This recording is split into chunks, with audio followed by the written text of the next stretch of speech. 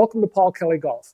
Today I want to talk to you about 5 things that golfers commonly believe that may not be true or may be misunderstood. And understanding these 5 things is important because they may influence the way that you choose equipment or how you go about setting up your golf bag. So stay tuned, this is going to be informative. Number 1 in the thing that a lot of golfers misinterpret or don't quite understand is they believe that rusty club faces spin the ball better, and it's because of the rust. They believe that the rust imparts spin on the golf ball, and that's why manufacturers make raw or rusty style faces. That's not actually true. And the reason that manufacturers leave the faces raw and that they rust is that they're not plated. And when they're not plated, they can actually mill the grooves into the face at the most specific, precise tolerances available. When they do that and then they plate over with the chrome or the finish, it's a little bit harder to keep those tolerances absolutely precise. So they leave the plating off of it, and what gives it better spin is that the grooves are maxed out to the absolute perfect tolerance of what's allowed. And that's why wedges are left with a raw face and they tend to rust over time, is because they have no plating. Number 2, I've covered this one several times, but it's always worth revisiting because it's very misunderstood by a lot of people, and I see a lot of it when I'm doing fittings and I dig down into people's golf bag and how they've got them set up. Number 2 is that misinterpreting and not understanding that when you lower a driver loft, it doesn't always produce a lower ball flight. And the reason is that when you lower the loft, you open the club face. So if you're hitting the ball with an open club face and you lower the loft and your club face becomes more open, then you're actually going to produce a higher ball flight, because as you open your club face, you will produce more loft and more spin and your ball will take off higher. And on some drivers, when you lower the loft sleeve, you can actually open the driver by as much as 4 degrees. Now, 4 degrees is an awful lot to open your club face. So imagine that you're hitting a high slice and you lower your loft and you actually add another 4 degrees of open club face to it. Well, that's going to hit your ball higher. So understanding that when you lower loft, it doesn't automatically mean that you're going to lower your ball flight. And the opposite is true. If you increase your loft, it doesn't mean that you're always going to hit the ball higher, because as you increase loft, you close the club face, and a closed club face may hit the ball lower for you because you're not adding that open club face spin. So don't always assume by turning it down or turning it up, you're going to get what you want. You need to do it in conjunction with what your club is doing at impact.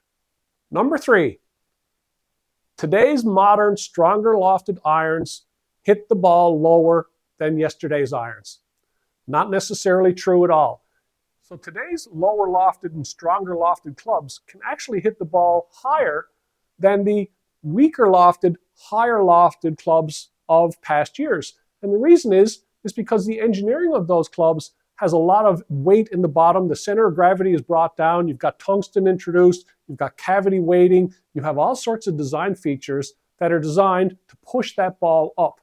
So the beauty of it is that the lower loft gives you a flatter club face at impact, which produces ball speed, but that lower weighting pushes the ball upwards into a higher trajectory and a higher overall height. So you have the benefit of the ball speed from the flatter face, but you have the benefit also of the trajectory and the height from the lower weighting. So don't always just look at a club and say, no, that's going to hit it too low. Also remember that one of the biggest factors of height is ball speed. You can push a ball higher into the air if it has more velocity. So if you're ending up with a lower lofted club, sometimes that can give you a much higher ball flight than something that is a higher lofted club.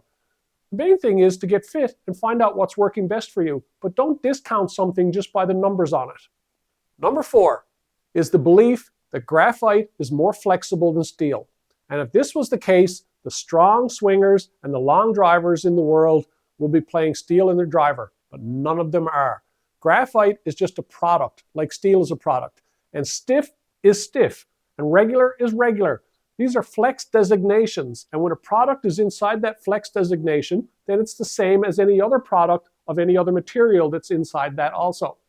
Graphite is usually a lighter product, and the reason that people go to graphite is that it allows them sometimes to pick up some club head speed, and for a lot of people, it helps them with trajectory in their irons a little bit, or it takes away some of the vibration, or it takes away some of the weight. A lot of people may have issues with, say, tendonitis in their elbow, or they just don't like the feel of steel, and they go to graphite that way. But don't discount it because you think that it's for a weaker player. It is not. It's a flex designation that determines what it is, and steel is steel, and graphite is graphite, and stiff is stiff. So it's all the same. Number 5, and this is the most contentious one amongst most people who play golf, and by far the most misunderstood, and that is the belief that your ball should match your club head speed. So faster swingers traditionally think, okay, if I'm playing Pro V and I'm a really fast swinger, I need to play the Pro V X. And that X is not for a faster swinger. That X is for a different spin and trajectory profile. And I am a certified Titleist golf ball fitter, and there's not a single place in that certification where they talk about matching a ball to your club head speed. In fact, they actually dismiss it and say that it should never be that way. So why would I match a ball to your driver speed when that's going to be hit once, and then you're going to hit irons, then you're going to hit wedges, you're going to hit putters? What you're doing is you're fitting the ball to the desired spin, feel, and trajectory of what that person wants. And this is really important because we see people all the time thinking that because they swing a certain speed, they have to go to a certain ball. And they may be going into a ball that has the complete polar opposite spin and launch profile of what they need, and they focused only on their club head speed. So that's my 5 common misconceptions. If you have any questions, please feel free to leave a comment. Also, hit the subscribe button and the like button. It'll help the channel grow, and I'll get better content out there all the time for you.